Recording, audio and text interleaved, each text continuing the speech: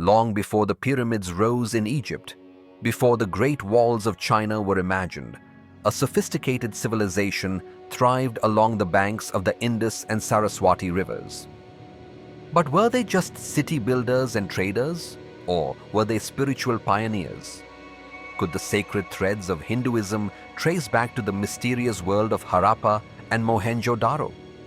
Today, we explore a question that has intrigued historians for decades.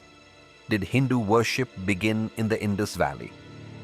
The Indus Valley Civilization, flourishing between 2600 and 1900 BCE, is one of the world's oldest urban cultures.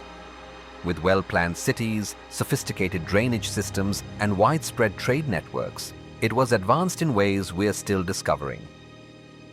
But amidst bricks and pottery, archaeologists have also unearthed something deeper: symbols, seals, and structures that may hint at early religious expression.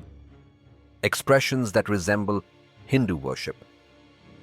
Let's start with one of the most iconic artifacts, the Pashupati seal.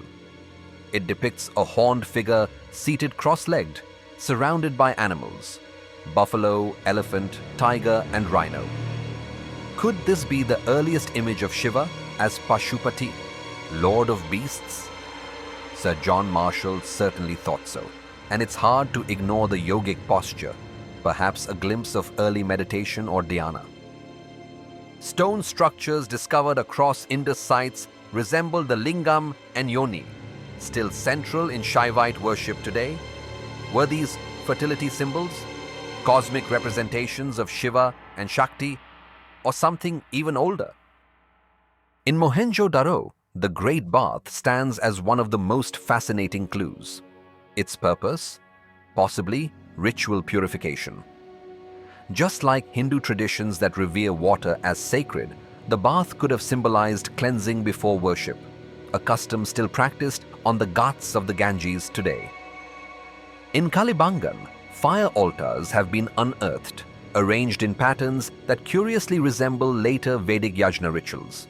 The idea of invoking divinity through fire, that resonates deeply with the Agni-centric rituals of Hinduism. Dozens of terracotta figurines with feminine features suggest a powerful reverence for the divine feminine. Was this an early form of Shakti worship, long before the name Durga or Parvati was ever written? While there is no written scripture from the Indus Valley, the continuity of symbolism is undeniable. The swastika still used in Hindu rituals. Yogic postures seen in statues. The concept of purification through water and reverence for nature and fertility. All of these echo through Hindu practices that emerged much later during the Vedic and Puranic periods.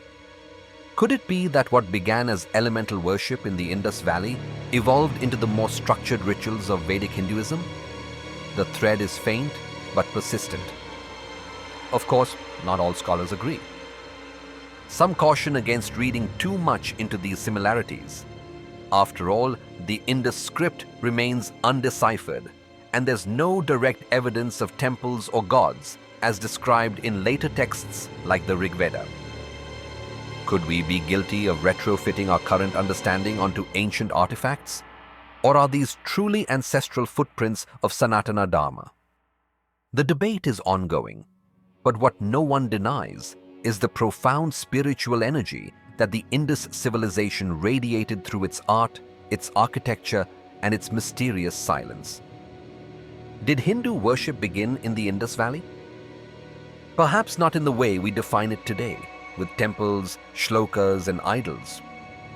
But in the symbols, in the fire altars, in the postures and the sacred spaces, there lies a spiritual blueprint. One that hints at a civilization deeply connected to nature, to cosmic rhythms, and to the divine. And maybe, just maybe, that's where the journey of Hindu worship truly began.